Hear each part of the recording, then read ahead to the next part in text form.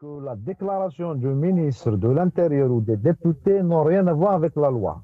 La Hmm. loi est consacrée par ces articles. Il y en a, je pense, 96, 97 articles. Ce sont ceux-là qui composent la loi. Ni le préambule, ni les déclarations ne peuvent influer sur le fonctionnement, le déroulement ou les lois régissant les partis politiques. Mais justement, quand, vous savez, on soumet l'activité des partis, sa direction, donc la composante de sa direction, les alliances avec les autres partis politiques, les rencontres politiques, à une logique et une justification administrative, c'est cela justement qui doit cesser. Nous l'avons dit, il faut mettre fin à la tutelle administrative. Quand on menace les partis de dissolution, s'ils ne participent pas aux élections, vous savez, la participation aux élections est aussi un choix. Boycotter une élection est un acte politique, est un choix interne et souverain des partis politiques. Nul n'a le droit de le remettre en cause.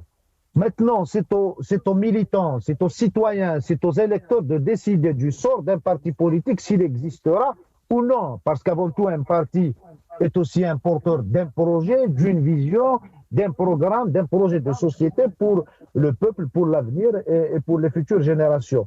Donc, toutes ces menaces-là, et encore quand ils montrent que ces menaces, parce qu'il faut savoir, elles ne peuvent pas être un moyen de mobilisation. Parce que justement, dans les discours, ils parlent d'une loi, donc d'un projet qu'ils présentent, afin de mobiliser notamment les jeunes et les femmes pour exercer la politique. Or que le résultat est tout à fait faux. Au lieu de faire un véritable diagnostic autour d'une table inclusive qui regroupera tous les acteurs politiques, associatifs et syndicaux dans notre pays pour discuter justement du rejet des élections. C'est en dehors d'un boycott, c'est un rejet. Nous avons suivi le processus depuis décembre 2019. Par la suite, la Constitution, les législatives, les municipales et la dernière présidentielle, c'est des scores jamais, des résultats jamais enregistrés dans notre pays. Donc il faut véritablement diagnostiquer cette situation. Ce rejet citoyen, populaire et des partis de l'opposition démocratique de toutes les démarches des tenants du pouvoir, donc du gouvernement, des dirigeants du pays.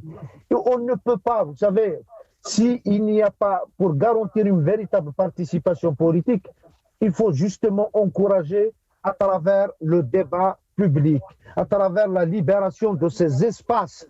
Notre ami Zrilech a évoqué l'article qui interdit justement à des gens qui constituent un danger sans aucun justificatif.